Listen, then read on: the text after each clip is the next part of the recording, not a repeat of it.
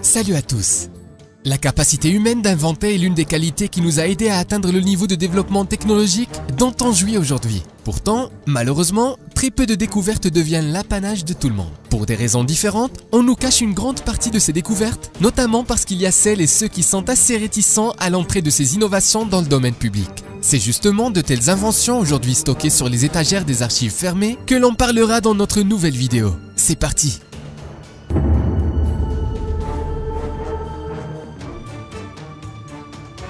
Beaucoup de gens ont dû faire face à cette terrible maladie qui s'appelle le cancer. Les familles espéraient qu'un remède efficace pour se débarrasser de cette maladie pour toujours pourrait apparaître.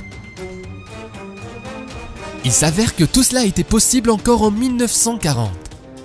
C'est durant cette période que le psychanalyste Wilhelm Reich a inventé l'accumulateur d'organes.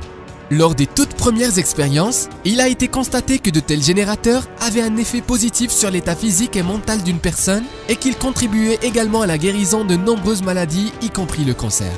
Wilhelm Reich affirmait que le monde autour de nous serait rempli d'une hypothétique énergie universelle de la vie, ou en d'autres termes, de l'énergie orgonale produite par l'activité humaine. Selon Reich, si cette énergie est bloquée dans le corps, cela crée un terreau fertile pour les maladies oncologiques. Il a donc inventé l'appareil construit à partir de couches de matériaux organiques et métalliques qui, à en croire ce psychanalyste, seraient à même d'attirer cette même énergie. Reich était convaincu que son accumulateur pouvait guérir le cancer. Aujourd'hui, vu le fait que cette méthode a été tuée dans l'œuf, il est assez difficile d'évaluer sa portée scientifique réelle. L'Agence américaine des produits alimentaires et médicamenteux a tout simplement ordonné de détruire l'appareil de Reich. Alors que l'inventeur lui-même a passé le reste de la vie en prison où il est mort en 2007. Dans son testament, il a indiqué qu'après sa mort, les inventions sur le principe du fonctionnement de son invention devraient rester classifiées pendant encore 50 ans.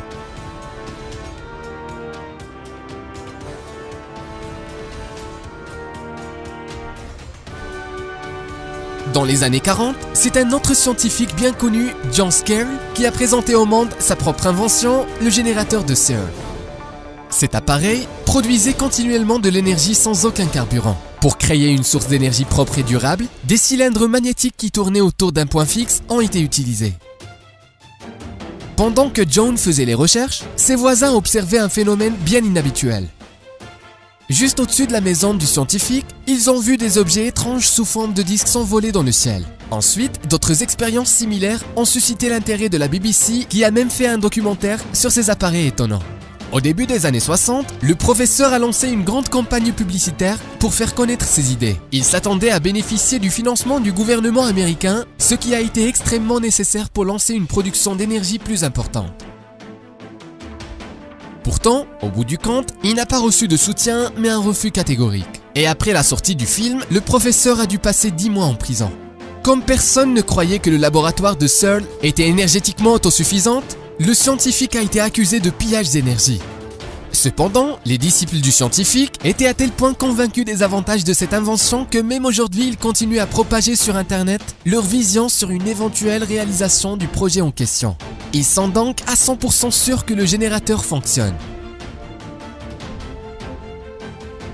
La médecine moderne se développe à un rythme rapide. Pourtant, les gens ne cessent de mourir de maladies incurables.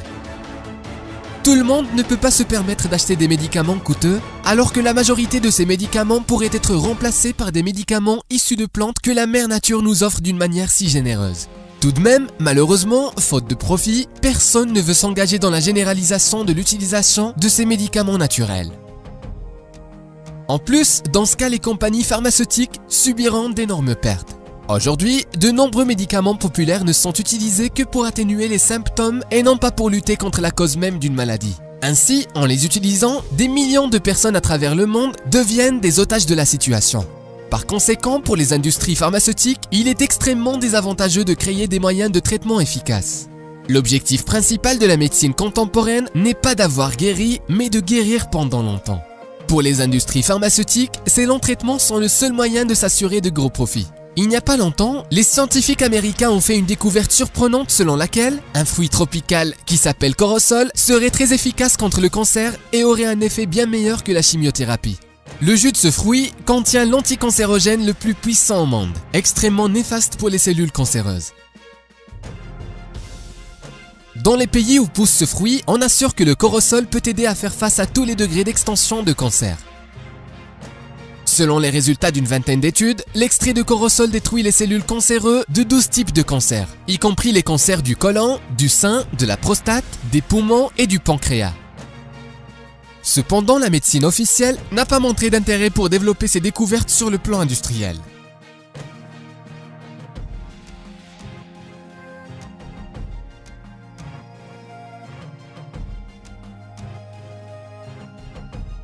TENS est un dispositif spécial de stimulation nerveuse électrique transcutanée qui permet de soulager les impulsions douloureuses de différentes parties du corps sans recourir à l'utilisation des substances narcotiques. Au début, c'est la société Simtech qui produit ces appareils, mais en 1974, la compagnie a été rachetée par un plus grand acteur du marché Johnson & Johnson. Un tel scénario a mis la division responsable pour la production des TENS dans une situation difficile. Pour les producteurs de TENS, cela a été une véritable famine monétaire. Pourquoi tout ça a été fait? La réponse est simple. Le fait est qu'en ce moment-là, Johnson & Johnson a lancé son propre médicament phare. C'était un médicament analgésique, Tylenol, basé sur le paracétamol. Alors, si à l'époque TENS avait été en libre accès et qu'on avait pu le trouver sur le marché, cela aurait considérablement réduit les ventes de Tylenol. Donc, Johnson & Johnson a tout simplement fait barrage à la production de cet appareil pour des raisons purement commerciales. Un moteur de voiture à eau est une autre invention étonnante qui n'a laissé personne indifférent. En 2008, lors d'une exposition à Osaka, Kiyoshi Hirosawa, chef de la société japonaise Genepax, a déclaré que le moteur inventé n'avait plus besoin d'essence ni de carburant. Il fonctionnait exclusivement à l'hydrogène via le fractionnement et la combustion des molécules d'eau. La voiture a réussi tous les tests et a pu rouler 80 km en utilisant qu'un seul verre d'eau. Tout était prêt pour la mise en place de sa production en série. Cependant, un an plus tard, la société a cessé d'exister et depuis on n'entend plus rien à propos de Kiyoshi. Imaginez combien de compagnies énergétiques dans le monde auraient fait faillite si les voitures à eau étaient présentes sur le marché. Pour cette raison, on a du mal à croire que le chef de la société Genpax l'a fermé de son plein gré, sans pression extérieure.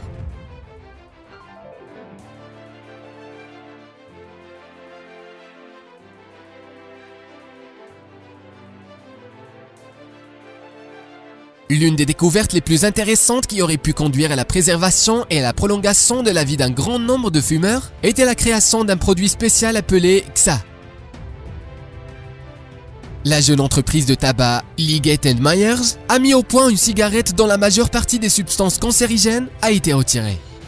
Mais une telle invention n'a pas plu aux concurrents directs de Liggett & Myers, notamment à la société Philip Morris, la plus grande entreprise de tabac dans le monde.